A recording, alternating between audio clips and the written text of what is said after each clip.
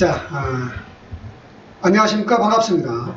빛고울 진다리 방송 이현익입니다. 자, 새해가 밝았는데 여러분들 복 많이 받으셨습니까? 글쎄, 복보다 더 중요한 것은 건강이 아닐까 싶습니다.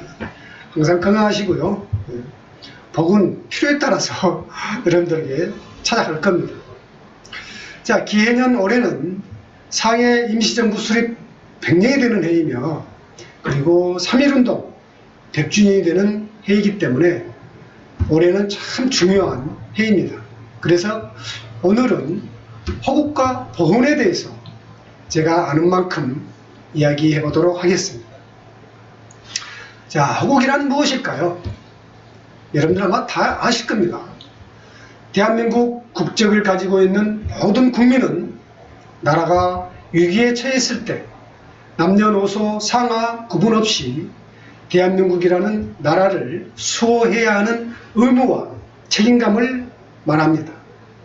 이 책임감은 어떠한 상황에서도 누구로부터 이해력을 구하거나 필요 요건을 충족시켜서 하는 것이 아니고 오직 나라를 구하고 지킨다는 신념의 정신적, 물리적 행동을 말합니다.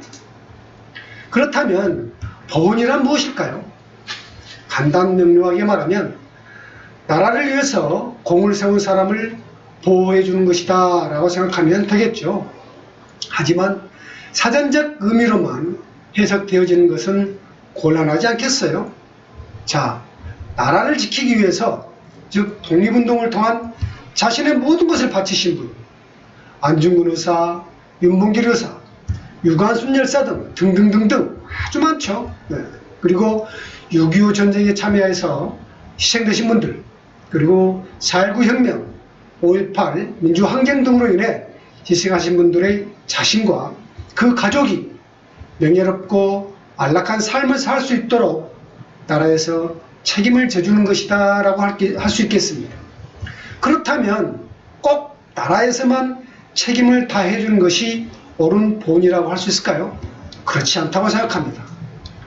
나라를 지키고 구한다는 것은 그분들의 행동이 곧 나를 지켜주고 나를 보호해 주신 의로운 행동이기 때문에 각기 개인도 그분 또는 그 가족 그리고 후손들을 대할 때 남다른 마음가짐으로 대해야 한다고 생각합니다. 그분들이 힘든 생활을 하고 있으면 십시일반으로 상호적 나눔의 행동을 통한 따뜻한 배려가 필요하다고 생각합니다. 왜? 그분들의 희생이 있었기 때문에 지금의 대한민국이 있고 내가 있는 것이니까요. 그래서 우리는 이 보훈을 항실하다, 중요시 생각하지 않으면 안 되겠습니다. 자, 보훈의 역사를 보겠습니다. 그 유래는 624년 신라시대 때 상사서라는 관청이 있었고, 고려시대 때는 고공사라는 관청이 있었고, 조선시대 때는 충운부라는 관청을 두어서 국가를 위해 공을 세운 분들에게 예로서 우대했다는 기록이 있습니다. 이처럼 우리는 624년 신라시대 때부터 나라에 대한 공을 세운 사람에게 그에 맞는 보훈의 예를 갖추기 위해 노력했음을 알 수 있습니다. 보훈 정책은 나라 사랑 정신을 고취하여 국민적 통합의 기제로 활용하기 위한 정책이라는 것을 꼭 알아야 합니다. 이처럼 우리는 보훈이라는 적극적이고 현실적인 정책을 통해 나라 사랑의 의지를 고취시키고 있으며 모두가 애국의 정신을 잃지 않도록 하고 있습니다. 하지만 큰 현대사를 들여다보면 민족적 자존심을 팔아먹는 존벌레 같은 사람들이 있다는 사실을 우리는 잊어서는 또 안 될 것 같습니다. 아주 작은 본보기로서 가수 유승준 씨를 아실 겁니다. 우리는 그의 행태를 보고 배워야 하지 않을까 생각합니다. 자, 여러분들께서는 혹시 우길 훈장이라는 것을 알고 계십니까? 자, 우길 하면 생각나는 것이 있을 겁니다. 자, 우길 훈장. 바로 이것이 우길 훈장입니다. 자, 보십시오. 자, 우길하면 딱 떠오르는 것이 없습니까? 바로 일본 제국주의의 상징인 우길기죠. 이것은 떠오르는 태양이라는 의미의 깃발이죠. 일본이 조선 침략을 할 때 앞세웠던 깃발, 일본이 러일 전쟁을 일으켰을 때 앞세웠던 깃발, 일본이 태평양 전쟁을 일으켰을 때 앞세웠던 깃발, 중앙에 빨간색의 원형에서 주위로 햇살처럼 퍼져나가는 형상의 깃발, 그것이 바로 우길기입니다. 자, 이런 문양에 새겨진 훈장이 우길훈장이라는 것인데, 우길훈장은 일본 천황이 일본의 군인 또는 제국주의 침략전쟁 때 공을 세운 일본 군인들에게 수여했던 훈장이라는 것입니다.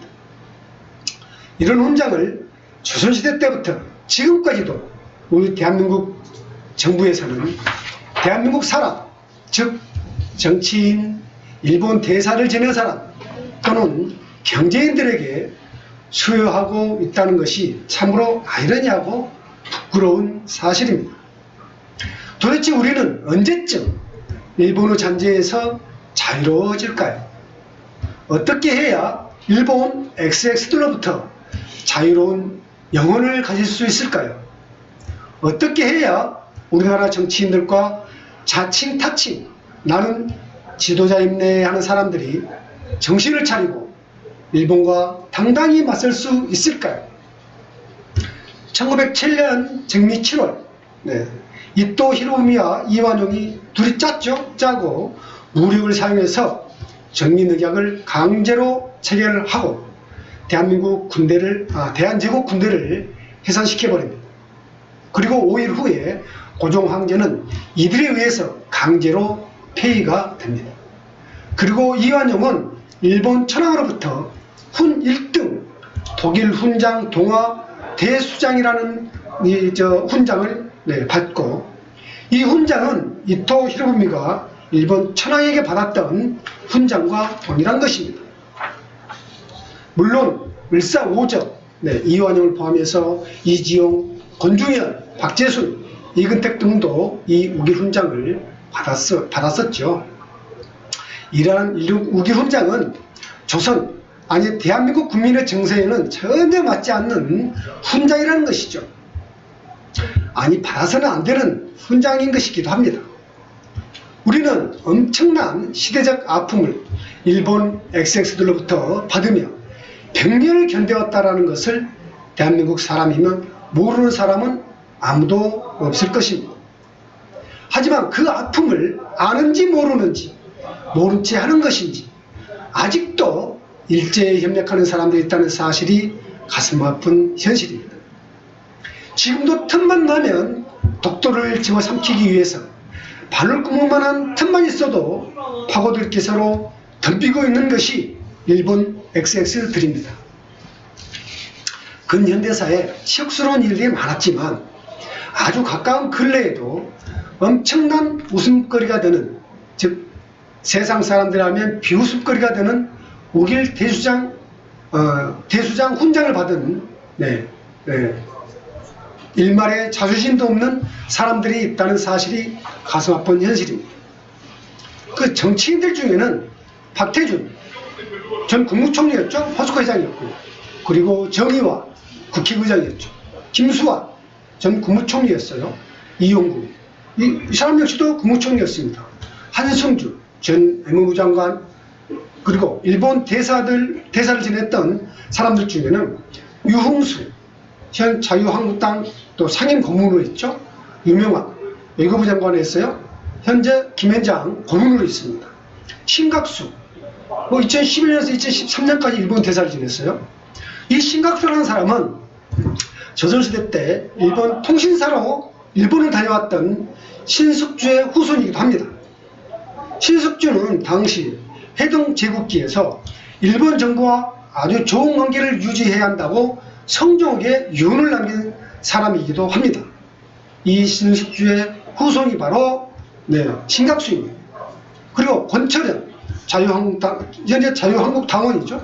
이병기 씨는 최근에 박근혜 비서실장을 지냈던 사람이기도 합니다. 국가정보원장이었죠. 네, 그리고 2013년은 주일 대사를 지냈습니다. 그리고 경제인들을 보면 조성래 효성그룹 명예회장이죠. 송경식 CJ그룹 회장님, 경자총협회 회장이기도 합니다. 강신호 동아소시오 회장, 소시오는 난 모르겠고요. 우길 훈장을 받는 사람들을 보면 한 가지 특징이 있다는 것을 알 수 있습니다. 여러분들 무슨 특징일까요? 느낌이 오지 않은가요? 자, 이 사람들 한번 면면을 보겠습니다. 사진으로 보겠습니다. 자, 다 보이시죠? 이런 사람들. 자, 이렇게.